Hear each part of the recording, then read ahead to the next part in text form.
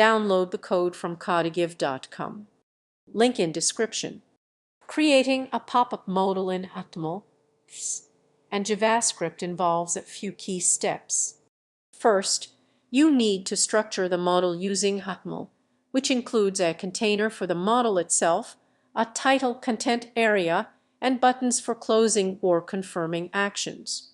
The CSS is used to style a modal, ensuring it appears as an overlay on the screen, often centered and with a semi-transparent background to highlight the modal content. You can control the visibility of the modal using classes. Finally, JavaScript plays a crucial role in handling user interactions.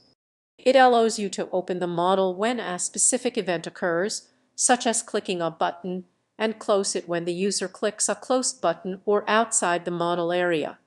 By combining these elements, you can create a functional and visually appealing pop-up modal that enhances user experience on your website.